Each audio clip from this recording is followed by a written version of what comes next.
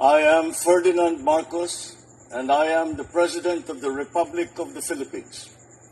I stand today on behalf of 110 million Filipinos. Pakinggan nyo mga kababayan yung kanyang greetings. Christmas greetings sa sambayan ng Pilipino.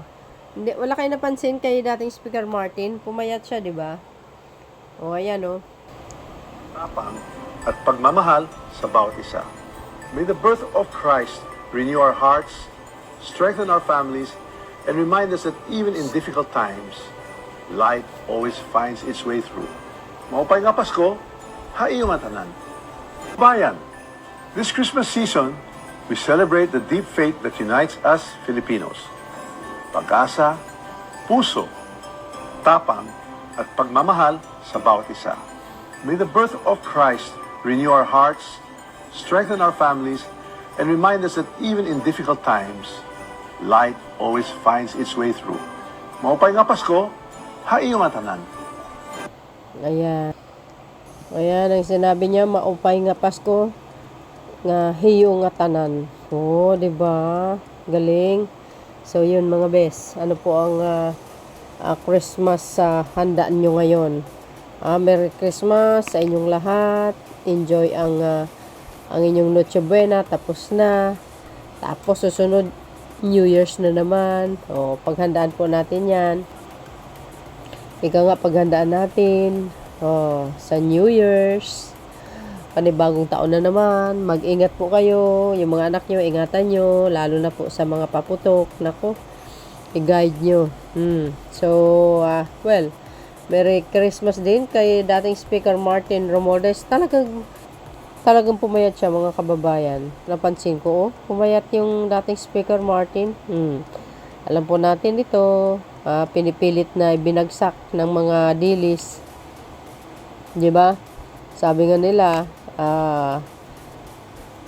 may kasalanan siya. Alam nyo, madali lang naman kasi magsalita eh. Sabihin yan, kasangkot si Speaker.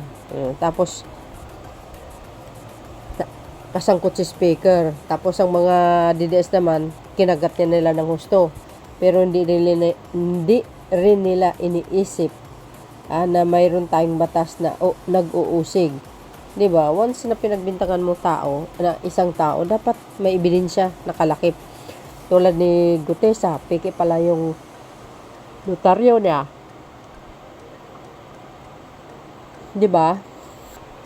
Ika nga tulad ni Gutesa, piki pala yung notaryo niya. Saan kayo makakita ganyan? Para lang sirain si Speaker Martin. At saka isa pa, sabi nga ni Senator Lacson, kung may ebidensya kayo laban kay Speaker, ilabas nyo, hindi yung puro hersey. Tama naman po siya, no? Madali naman kasi mag-akusa. Yan ang ugali ng mga Pilipino. 'Di ba? Magaling mag-akusa kahit sabihin mo wala silang sapat na ebidensya. Wala silang sapat na ebidensya. 'Di ba? Tulad ni Digong pala. Nakakulong sa dahek. 'Di ba? Sangkot siya sa mastermind sa sa mga protector nga ng mga drug lord dito sa Pilipinas. Kaya talamak yung sugal. Di ba? Grabe talaga mag-operate yung mga chikwa, mga kababayan. Sobra, ang galing nila.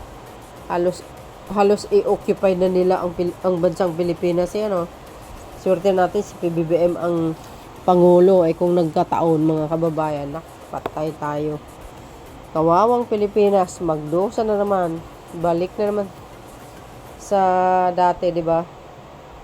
Mga kababayan, ano po ang kapalagayan nyo? Di ba?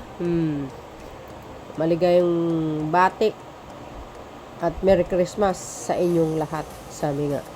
So yun mga bes, ako ay nagtaka na pumayat si dating Speaker Martin. Well, I think hindi naman siguro stress yan dahil matatag ang mga apelyido na yan sa larangan ng politika, mga kababayan, di ba? So yun mga bes, ano po ang kapalagayan nyo? Kayo na po balang humusga. See you again on my next upload. Bye bye bye.